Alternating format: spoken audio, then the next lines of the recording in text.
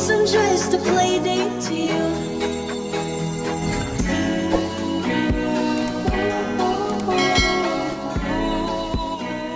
Saya Bunga Lisan 421908 akan menjelaskan poin pertama, yaitu teologi ekonomi Islam. Pengertian teologi Islam. Istilah teologi sebenarnya berasal dari komunitas Kristen. Istilah teologi ekonomi Islam adalah bagaimana keyakinan agama atau akidah Islam bisa dijadikan kekuatan dan motivasi untuk membangun ekonomi sebagai tawaran solusi agar ekonomi Indonesia lebih cerah dalam menyongsong masa depan yang lebih menjanjikan. Yang kedua, paradigma teologi ekonomi Islam. Banyak isu-isu yang mengatakan bahwa fundamentalis Islam di dunia sekarang memprotes terhadap kegagalan model-model pembangunan yang mengambil model barat diterapkan di negeri Islam. Antara lain, model pembangunan ekonomi yang selama ini banyak dibangun dengan paradigma ajaran kapitalis. Secara jujur, pembangunan ekonomi itu ternyata gagal dan banyak melahirkan kemiskinan baru di berbagai belahan dunia. Paradigma kapitalis yang berlandaskan laba, dan laba, untuk jelasnya dari laba karena laba untuk laba.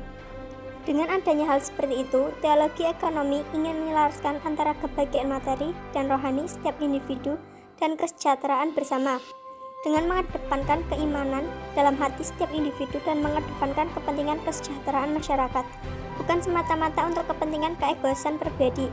Paradigmanya, teologi ekonomi berpijak pada ajaran Islam sendiri yang universal, yakni dari Allah, karena Allah, untuk Allah. Yang ketiga, relasi teologi dan ekonomi. Relasi teologi dengan ekonomi ini bisa dipahami dan ditarik dari esensi doktrin setiap ajaran agama yang mengharuskan pemeluknya untuk menjunjung tinggi nilai kebajikan dalam melakukan aktivitas bisnis. Umat Islam yang bermodalkan pemahaman dan kesadaran teologis sangatlah diharapkan suatu bangsa, khususnya bangsa Indonesia, yang dikenal dengan ketuhanan yang Maha Esa, bisa menjadi pelaku ekonomi sesuai nilai-nilai wahyu yang dicontohkan langsung oleh Rasulullah. Mempunyai komitmen yang kuat untuk melakukan bisnis yang halal, menjunjung nilai keadilan, bersikap terbuka atau transparan, penuh rasa tanggung jawab, dan lain sebagainya. Yang keempat, prinsip teologi ekonomi dibagi menjadi 4, yaitu yang pertama, tauhid. Dalam pandangan filsafat fundamentalis dari ekonomi Islam adalah tauhid. Oleh karena itu, teologi ekonomi Islam berbasis pada Al-Quran sebagai filsafat fundamental dari ekonomi Islam. Yang kedua, istikhlaf atau wakil Allah. Di antara nilai-nilai istimewa yang menjadi pusat nilai ilahiyah dalam ekonomi adalah nilai yang menetapkan bahwa sesungguhnya manusia adalah wakil Allah yang mengelola harta di muka bumi ini. Manusia diciptakan oleh Allah sebagai khalifah di bumi. Manusia telah diberikan dengan semua kelengkapan akal, spiritual, dan material oleh Allah untuk mengemban misi yang sebaik-baiknya. Yang ketiga, ajaran ihsan. Fungsi ihsan dalam agama sebagai alat kontrol dan evaluasi terhadap bentuk-bentuk kegiatan ibadah, sehingga aktivitas manusia akan lebih terarah dan maju.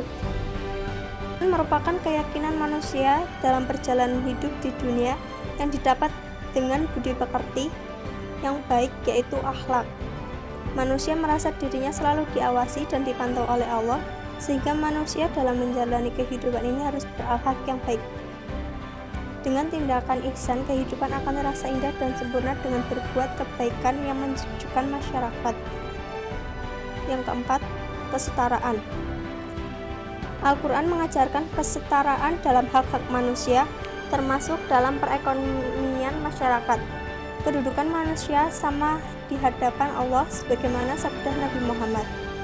Semua manusia adalah hamba Allah, yang paling dicintai di sisinya adalah mereka yang berbuat baik kepada hambanya.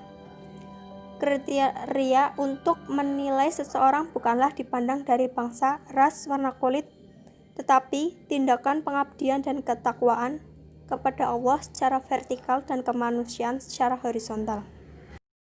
Saya Risma Navia Dwi Astuti NIM 421930 akan menjelaskan poin yang kedua, yaitu kosmologi ekonomi Islam. Kosmologi merupakan bumi di mana manusia tinggal di dalamnya. Dalam ruang kosmologi itu, manusia dengan kecerdasan akalnya mengambil peran sebagai subjek kreatif yang mempunyai kemampuan menciptakan dan mewujudkan sesuatu yang baru berdasarkan sesuatu yang sudah ada di alam semesta. Namun demikian, kosmologi ekonomi Islam menegaskan larangan pada manusia untuk tidak membuat kerusakan di bumi yang akan berakibat pada perusakan sumber kehidupan dan penghidupan manusia sendiri, yang kemudian berdampak pada kehidupan yang tidak terdapat kemakmuran dan kesejahteraan bersama. Kosmologi Islam menekankan perlunya manusia menjaga keseimbangan dan harmoni dengan lingkungan yang ada sehingga menjaga keberlangsungan hidupnya sendiri. Sejak Nabi Adam alaihi salam hingga sekarang, hidup manusia menempati ruang dan waktu kosmologi. Karena manusia hidup dan berkembang biak dalam kehidupan di dunia ini di berbagai wilayah dan dengan kondisi kehidupan yang berbeda antara satu bangsa dengan bangsa lainnya. Dan perbedaan hidup dan kehidupan manusia itu sesungguhnya ditentukan juga oleh kosmologinya. Dalam ruang kosmologi itu, manusia dengan kecerdasan akalnya mengambil peran sebagai subjek kreatif yang mempunyai kemampuan penciptaan, mewujudkan sesuatu yang baru berdasarkan sesuatu yang sudah ada di alam semesta seisinya ini. Larangan berbuat kerusakan. Sebagai ciptaan Tuhan, manusia tidak boleh berbuat kerusakan pada sumber kehidupannya sendiri, karena sumber kehidupan kosmik adalah kerusakan kehidupan semuanya. Kosmologi ekonomi Islam menegaskan larangan pada manusia untuk berbuat kerusakan di muka bumi. Tindakan perusakan itu mengakibatkan rusaknya sumber penghidupan dan kehidupan manusia sendiri. Akibatnya, kehidupan tidak mendatangkan kemakmuran dan kesejahteraan bersama, tetapi sebaliknya, membuat kehidupan menjadi penuh penderitaan yang berupa ketakutan, perasaan cemas, kelaparan, dan kematian dengan bencana alam yang terjadi di mana-mana. Realitas negara untuk kesejahteraan bersama.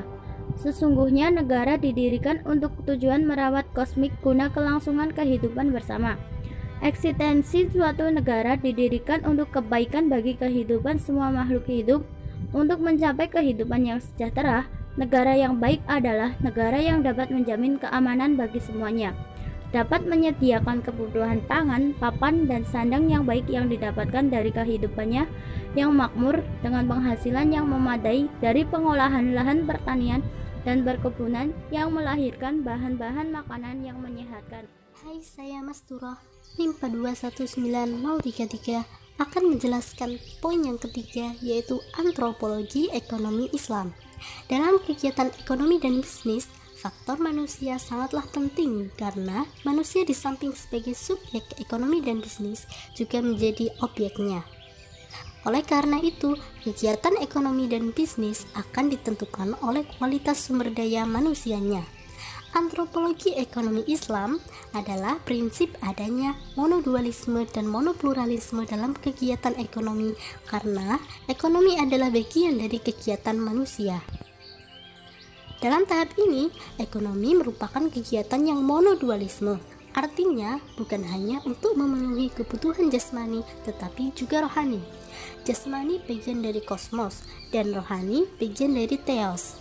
Kegiatan ekonomi bukan hanya menyangkut dan mencerminkan kekuatan kecerdasan manusia yang sifatnya konseptual, tetapi juga kepatuhan manusia sebagai hamba Tuhan terhadap hukum-hukumnya, baik yang ada dalam dirinya maupun alam semesta.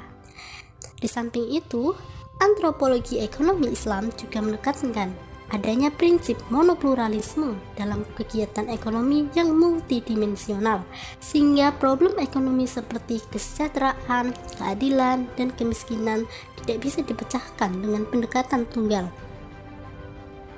Dalam antropologi, ekonomi Islam melihat kegiatan ekonomi sebagai bagian dari kebudayaan yang menyangkut lapangan kehidupan yang amat luas, sifatnya dinamis dan beraneka ragam.